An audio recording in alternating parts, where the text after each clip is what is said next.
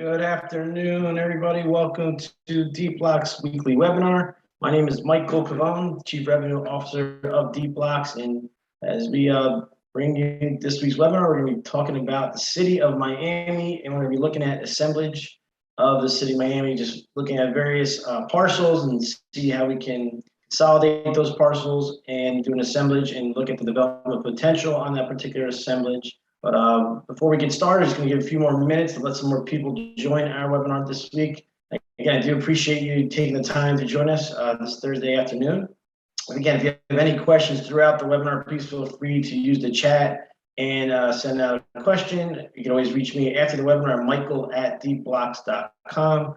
If you also want to go into a one-on-one seminar and get into more a little deeper session, again, feel free to reach me at michael@deepblocks.com. We can schedule a time to meet and set up a one-on-one demo. I'm going to share my screen and I'm going to kind of walk you through the different sections of our website. Before we get started, I just want to give a few more minutes to let some others join us today. As you can see, here is our deepblocks.com website, and we always like to show the various cities that we're in with zoning. Currently, we're in 43 cities throughout the country in the United States. Additionally, we also have a few cities outside the country, but this mainly we're in the United States. We have parcel level data in 1,000+ cities throughout the country, and we're actually in the process of expanding, being over 100 cities with zoning as we go through Q3, and we will also be adding more and more parcel level data as well. And in addition, we continue to add more functionalities to the website and software, as well as new data layers. And just to understand and get the key concept of Deepblocks, if this is your first time joining us, Deepblocks is a place where everything is centralized in one location. We bring you zoning data, which is some of the key information we deliver. And again, right now we're in 43 cities, and we're going to add another 57 cities in Q3. But additionally to the zoning data, we have parcel level data, and we also add market data. And that's in our market scanner, the front end interface. As the software is kind of broken into two interfaces, we have our front end, which is the market scanner, allowing you to do site selection.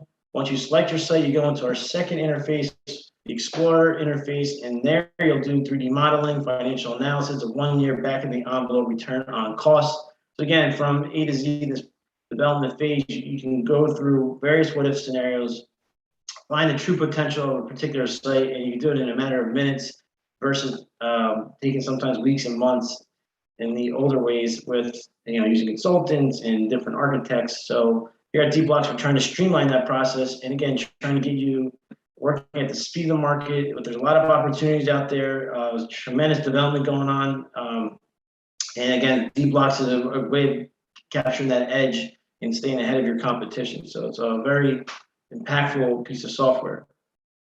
With that being said, I'm going to give a couple more minutes and just a couple of other sections of our website. We also have our webinar section, which is where we upload our previous webinars from the previous weeks. We also have tutorials, which show 60-second clips of key functionalities and how to navigate through the software. And then lastly, we have our pricing, which is currently at $18,000 a year. There's a great time to get in because you can get grandfathered into that $18,000 a year before we increase prices by the end of the year, as we add more cities and more layers, and again, continue to really bring in more information to you. The price is only going to go up, so you can get grandfathered in at the lower price now. Again, a good time to get in.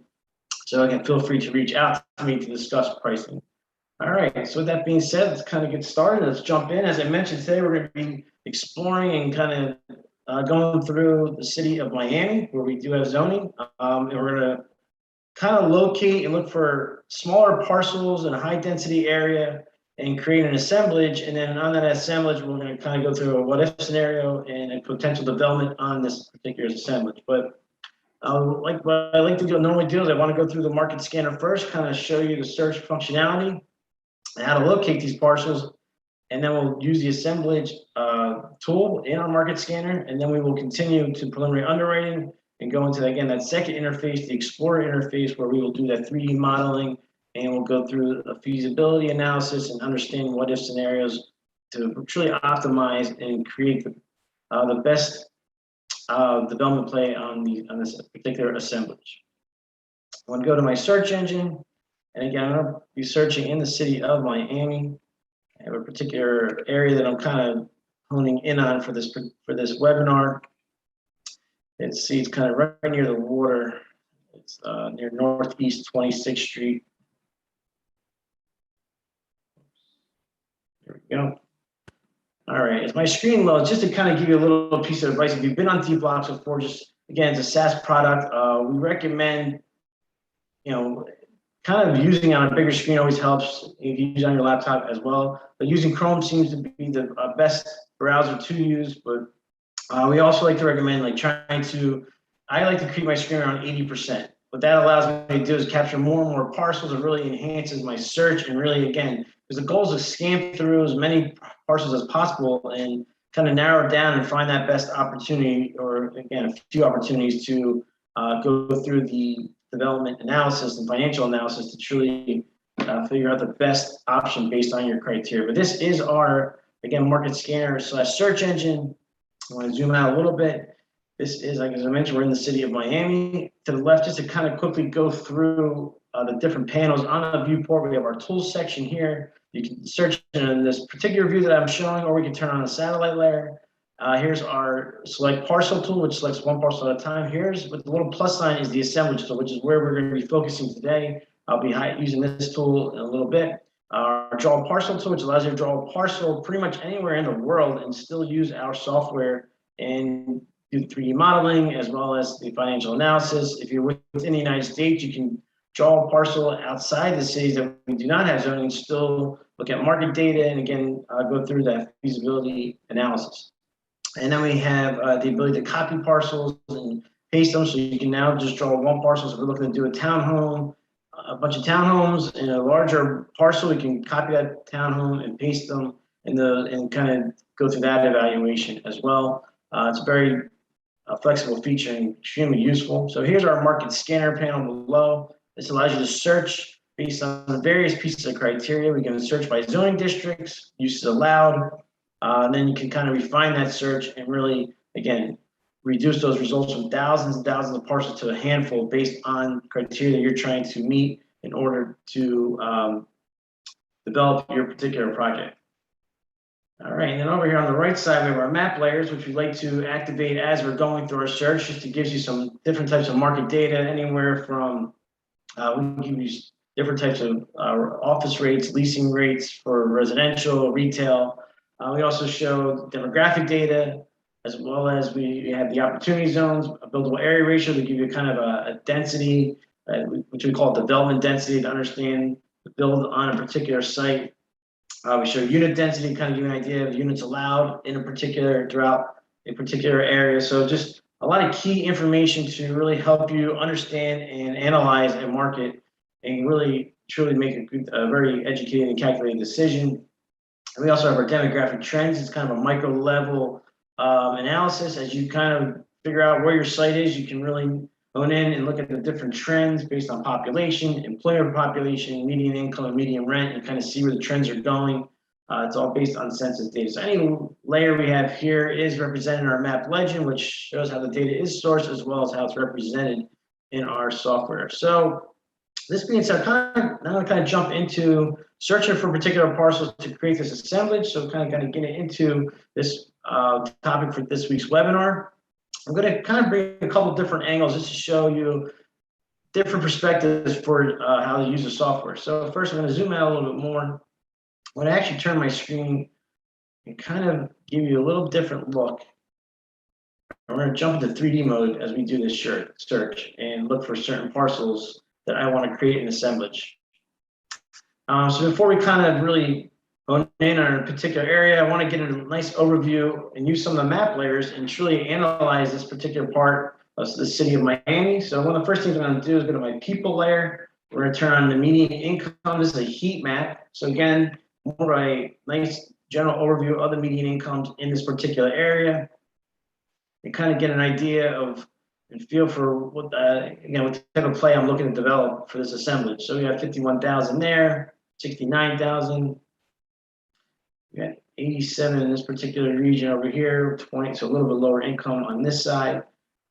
And then, so just to kind of get a feel for where we're looking to develop and find this assemblage, I'm going to probably look in between this section, and this section, 51,000 and 69,000. Again, this is 87,000. So I'm going to kind of keep my focus and even the 79,000 right here. I'm going to try to stay in this possible area for the particular development plan I'm looking for. Another thing we can kind of study is the employment percentages. Get a quick overview of the percentages based on the heat map. You'll see this come up over the screen and get an idea. So we got 70.6% employment there, 62.5, 72.8. So again, some strong employment percentages in this part of the city of Miami. This is 75.5. So again, this area is looking to be a strong area to find my assemblage and potentially develop. So the next other things I want to look at, we're going to go back down to the general tab. I'm going to just turn on the opportunity zone to see if there's, so yeah, we do the opportunity zone right here, this particular stretch, as well as off to this part of the city of Miami. Something to keep in mind. You know, opportunity zone always brings good incentives and opportunities, obviously, to help develop. And then we also have our buildable area ratio. Again, this is a great idea of understanding development density and where we can really build up and basically maximize our site location. So again, over here in this area and here, we're seeing strong density. Again, just so you don't, just to give you a true understanding of what these dots represent, as I mentioned, the map legend here represents all the data in the map layers. We show how that data is sourced and how it's represented. And you can see that these red and deep red just gives you an idea that there's a strong density and allows you to really get a true feeling for what the buildable area ratio will be in this particular area. So this is looking good based on what I'm trying to develop. And in my mind right now, I'm looking to do a mixed use play with multifamily, office, and retail. I want to find a nice assemblage of a bunch of small parcels, kind of knock down all these existing buildings and build up vertically and truly really optimize this space and deliver the most, you know, probably the best product for this particular assemblage I have in my mind for this particular example. The other things we can look at as well is we can look at existing buildings. This will just give you an idea of a little bit of a 3D context of what exists in this particular area, see where we get going. So again, right around here, a lot of the smaller buildings, some vacant land over here. So we'll kind of check that out shortly as I go into my search. You can also turn on the zoning. You just get an idea of the zoning codes that we're looking at. So you're seeing T6-36A-0. So again, these are all T6-8. So all this kind of right in the ballpark of what I'm trying to accomplish with this particular the scenarios I want to look at and evaluate. All right, so that being said, now I'm going to go back to the search engine. What I'm going to kind of look for is I want to look for existing building. I'm going to turn the existing building area slider on. I'm going to look for vacant land. So I'm going to put a 0 here, and also smaller buildings up to, let's see, we're going to go to, I believe, 15,000 square feet at the most, and see how many parcels come back matching this particular criteria.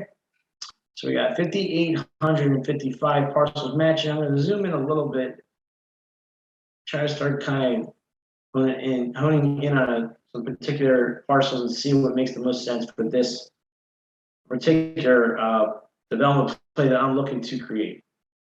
I'll zoom in a little bit more. All right, perfect. So as I'm kind of going through this particular search and looking at the highlighted parcels, we do have a question. Does zoning info include overlays such as TODs and PUDs? It's a great question. So let me just repeat. The question is, does the zoning info include overlays such as TODs and PUDs? On certain locations, yes. We have TODs actually in one of the cities on the West Coast. If we do not have that layer incorporated, it's something we can add or work with our team and our engineers to add it and help and kind of intensify the search and make it even more specific. So again, just to answer that question, there are certain TODs in certain parts of the zoning based on requests that we have received from current users. The PUD, I got to double check with On the PUD, let me double check with my team. I do not believe that is part of the zoning at the current moment, but I can double check for you. So I appreciate that question. I'm gonna jot that down for myself, and I will be sure to get back to you on that. It's a very good question. So with that being said, as I noticed, I'm kind of looking for a bunch of parcels where I can, again, do this assemblage. And obviously I want to see parcels that are adjacent to each other within a certain row. And I'm kind of focused in on this area right here. And if you remember, we can go back to our people and look at our demographic data. The median income was pretty strong in this area as well. So I have that, I'm gonna put that back on for a second. And you'll notice it was, let's see, I think it was 79,000 in this area. Yeah, it was 70,000. So it's pretty solid median income. And I'm kind of looking at this stretch right here to do a little bit of an assemblage. So with that being said, let's kind of focus in on this area just to kind of show you a little bit of the other key piece of data that we also provide. Just want to kind of go into the demographic trends. So as I mentioned earlier, we kind of get in that micro level look and really understand the trends going on in a particular area. So let me just.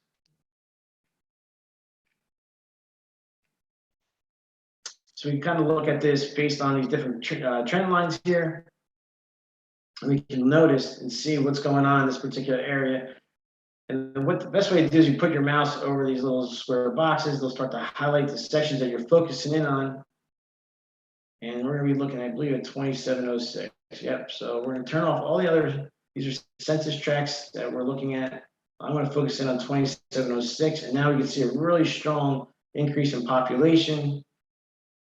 We can now go down to employment population, kind of again look at 2706. I'll leave the United States on for a second. Now we can also compare it to the United States average, and we'll see the employment population staying relatively flat. Let's look at median household income as well. Another good indicator of the activity of a certain neighborhood, just to get a good feel. It makes sense to develop, and yeah, that's a really strong incline over the last 8 years. You'll notice the data from 2010 through 2018. We're still working on extracting the data or waiting for the census data to release the entire 2020 so we can update it on our end and have it from 2010 through 2020. So we are working on that on our end. But again, some good indicators to show you that this area is a good neighborhood to look to do the assemblage. And I'm going to go back now and we're going to start to select our parcels. All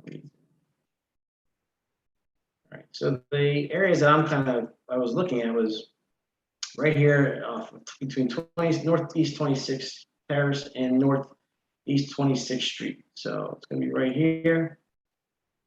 So as I mentioned, we got to use our assemblage tool, which is the little arrow with the plus sign. So we're going to select 1, 2, 3, 4, 5, 6, 7, 8, 9, 10, 11. So we have these 12 parcel selects. Just to give you an idea of the power of the software, you can select as many as you want that you feel meet your requirements. And you'll notice what will happen here is everything will start to gather underneath the property info. So you see all the legal addresses, total lot size is 66,330 square feet. You see the current use, land use, get all the folio numbers. Existing building data is currently 22,972 square feet of building on all these parcels, which we have to demolish. Number of buildings is currently 14 buildings with 34 units. But you'll notice that the potential is tremendous. Here's some ownership information for all these buildings as well. Well, let's just jump down to the zoning list, kind of get an idea of what the capability and the guidelines are and what we can develop here on this particular assemblage. You'll see we have a FAR of 12, 36 stories with up to a 60-story bonus based on certain programs that provide benefits. So again, there's a lot of potential there. You'll notice if you add up all these units, a lot of 226 units now allowed versus just only 34 that were there previously across all the 14 buildings. Now, if we do this assemblage, we can now work on up to 226 units. So then we kind of see the unit density as well as the parking by use. And again, I mentioned I'm going to do residential or multifamily, retail, and office. So this will come in handy when I go into the next interface, the Explorer interface, as we do the 3D model. And then you'll see your setbacks for all the different buildings, which are basically the same because we're in the same zoning code area. So that being said, the next step now is to go into preliminary underwriting, and we're going to do the assemblage on these 12 parcels. We're going to select multifamily, office, and retail. And always keep in mind, like, granted, I'm going through this scenario with multifamily, office, and retail as the software is calculating and building out the 3D model. It's pre-populating my assumptions with market rates and, again, creating this massing. But we can always adjust. We can go through various scenarios. And I'll show you right here in this tools panel, we can share projects with other users who have licenses with Deepblocks. We can copy our own projects and go through various iterations. So I could go through this iteration with multifamily, office, and retail. I can then say, let me just look at multifamily, and again, kind of figure out what makes the most sense for this particular site. It's a very solid assemblage in this great part of the city of Miami, and there's a lot of opportunity here. So we can really want to go through a handful of scenarios. And at the end of going through scenarios, we can export these reports out to a PDF file and then share these reports with our colleagues and partners, investors, whoever it may be, and try to really come up with the best and most optimal outcome. And again, you're doing this relatively quickly. I mean, we're seeing, as I mentioned before, about 90% of time savings using the software versus the way people were doing it beforehand.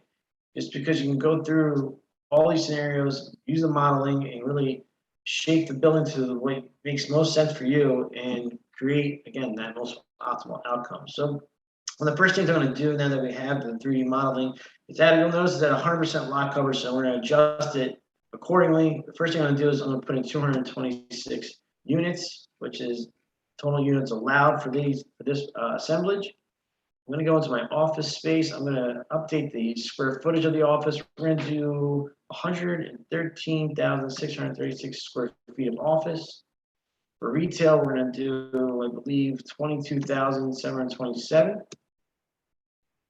You'll notice as I'm adjusting this, all the different layers are changing in sizes automatically. So very interactive piece of software. So the minute you update the assumptions down here or any setbacks, your 3D model automatically updates. Just to also understand the way the map layers are the same map layers we were just looking at in the previous interface. In our return analysis panel, we have our breakdown of gross income. We also see our OpEx, NOI, and the ROC. You'll notice down here our KPI, or key performance indicator bar. So these numbers kind of reflect and highlight the most important figures that are tied into the return analysis, as well as our assumptions. Our assumptions kind of break down the property, the building, as you can see, areas, economics, project cost, and just really breaks down by line item. And lastly, as I mentioned, when we're done going through this scenario, we can export out to a PDF report, a nice 4-page file to share with colleagues. Now, as I mentioned, the property info that we looked at in the previous interface carries through to this interface, so you can actually use it as a guide as well. But before I jump into that, let's go back here to our assumptions. We're going to adjust our parking. And you'll notice in the property info, we tell you the parking guidelines underneath the zoning limits. We got 1.5 for residential. We have, it's 1 per 800 square feet in this particular zoning for office, or 0.8. And lastly, for retail, it's 3 spaces per 1,000 square feet. So now we got our parking here in the gray. So we have the retail in the orange, parking in the gray. That bluish purple is the office, and then we have our multifamily in green. So one of the nice things I want to do now is kind of adjust the setback. So what we have is what's called the setback mode. In the setback mode, you can now uniquely identify the sides based on how you want to do the setbacks. So we're going to make this A. We're going to leave this all B, and this is going to be C. Now we can exit that setback mode and start to mold and shape this 3D model to kind of our liking, and again, in accordance to the zoning, and again, try to maximize our ROC. Again, this is a 1-year back of the envelope return on our financial analysis. So you can adjust the setbacks on any floor, from the ground floor all the way up, and do different setbacks for each floor if you would like. So for the ground floor, and just to keep in mind, if you look at our property info to understand the setback that are in the zoning, we have 10 in front secondary, then 20 above the 8th floor, 30 above the 8th floor. So we're going to adjust this accordingly. We're going to put 10 here. And there, you'll start to see the setbacks take place. I'm now going to go to the 5th floor and make some adjustments just based on something I'm kind of looking to do and create. And you'll see why I'm short in a few seconds. I'm going to do 10, 10. We're going to go up to now see we're going to actually really create a significant setback of 126 feet. You'll notice what I'm trying to do is get the parking all. I have retail here, try to get the parking all into one kind of these 3 levels, including the retail, and then get the office all even out as well as the multifamily. So I'm trying to stack it nice and neat as best as possible. We're going to have the 8th floor, and just kind of like the whole concept is just to manipulate and play with the numbers a little bit, and quickly I try to shape the building to meet your standards and just get a good overview of what can fit on this particular assemblage site. All right, so for this, we're going to do 20, 20, and we're going to make this 128. Take a little look at it, see if it makes sense. I'm going to turn the screen a little bit. Not too bad. All right, now I'm going to adjust a little more because, again, I want to try to, there's a certain look that I'm trying to achieve as I play with my model. Now I'm going to go back to the 5th floor. And just trying to demonstrate how you can go back and forth very quickly and really look at 3D model and try to get it to fit your liking of what you're trying to accomplish. So now we're going to go back. Let's go make this, let's see. I want to change this to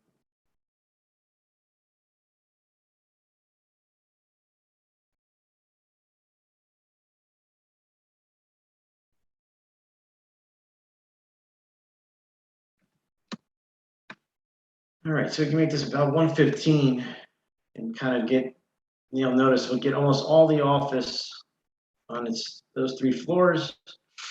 There we go, 117. So 117, we basically get most of this parking on its own floors, most of the office on its own floors, and then we get all the multifamily all separated. So that's kind of the goal, is to try to isolate these different floors if that's how you want to set it up. Again, we can sit here and play with it and adjust it as we see fit. Give you a little look around. But just to keep in mind, there's other areas you can continue to adjust to work on that ROC. We can change the unit mix. We can change the income of each particular unit. So again, we do bring in some market values. Right now, we're just showing about $3,000, $36 a month for the income side. But again, we can adjust to say it's going to be a little more expensive of a building. We can say we can get $3,500 a month. Then we can go into the retail side and office side and adjust the dollar per square foot of leasing income. So maybe we can get $38 here, and for retail we can get maybe $45. I do have another question. Are these models incorporating building dimensional standards looked like before you just made it a taller, thinner tower like the multifamily portion, which was much wider than we typically propose for an efficient double load corridor? So to answer your question, the way it works is that we give you all the assumptions here to adjust to try to meet the standard. It's really just, keep in mind, it's a high level way of looking at a 3D model and understanding what fits on a particular site. We're not at the point yet where it's generative design. We're giving you, and you're creating specifics to the building, and it's kind of the thing we're looking to append to this. This is more of a 3D massing, but just to give you an idea, there are different input you can put in. For instance, to take into account always, we have what's called the loss factor. So you can adjust your loss factor to kind of adjust the building accordingly. And again, they're a little more of a generalization. So what we're trying to accomplish here is for you to get a nice quick overview of, again, what particular site makes sense and what can be developed on that site, and really just have all the information at your fingertips and go through these scenarios relatively quickly rather than, and then when you kind of feel like, all right, this makes sense and this is worthy of your resources, then you kind of go to that next step saying, all right, it's time to bring in the architect and time to go to that next step. So we're just trying to streamline the process of going through various sites, seeing what the most optimal site is that you can develop on, and do it again in a relatively faster fashion versus the way things were done before. But yeah, definitely keep in mind, like the route we're going, again, TBox is still a relatively young company. One of our key components is we bring in the zoning data and parcel level data and all those market data into one place. There's other features we're looking to append into this. And as I mentioned, we're trying to incorporate down the road more generative design where we can really get into specific floor plans and spaces. Just to kind of show you one little thing we've added actually last week. If you go into the setback mode, let's go up to the A4, for instance. We have a new feature now that you can kind of lay out how a particular floor might look. So we can actually draw in here almost a little bit of a floor plan and get again, nice general overview of what makes sense in a particular floor. And just kind of get some measurements in, and it's just and this will save. You can save this feature and save these little shapes on each floor, and you kind of get an idea of measurements. So as I was drawing this out, the perimeter and the area comes up for measurements. So this is another step closer to that, and trying to get into more specifics of what can be built on each floor, and trying to move in that direction. So. But with all that being said, this is our assemblage, and just guys, again, tries to give you an idea of what can be accomplished. I'm going through an example in a relatively short amount of time, but it just gives you an idea of the power of the software, of how you can take in all this information, model the scenarios and financial analysis, and kind of get a good idea of what makes the most sense for a particular site. We have another question. I'm a newbie. My question is, how can we buy the parcels and build this project? I'm not sure I'm understanding your question exactly. If you're interested in particular parcels and you're looking to move forward, I would say that, again, the software is really just to kind of give you a way of searching for parcels, searching for opportunities, and finding locations that make sense for development. Plays. If you've, for example, in this scenario, if those 12 parcels are of interest to you, you can begin to reach out to the owners that we provide in the information, because we do have ownership information for the parcels in Florida, or you might work with a local broker and say that you're trying to figure out and create a deal on these particular parcels.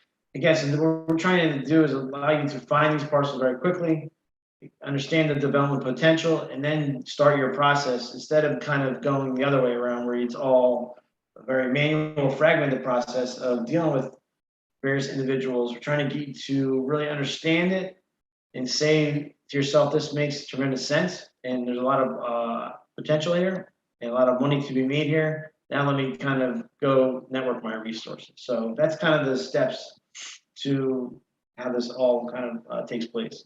But with that being said, again, appreciate everyone's time for joining me this week in understanding assemblage in the city of Miami. If you have any questions at any time, please feel free to reach me at michael@deepblocks.com. We can set up a one-on-one demo, or we can answer any questions you have over email. And I hope you guys have another question here. You're very welcome, sir. And I hope you guys have a great afternoon and the rest of your day, and look forward to seeing you in the following weeks. Take care.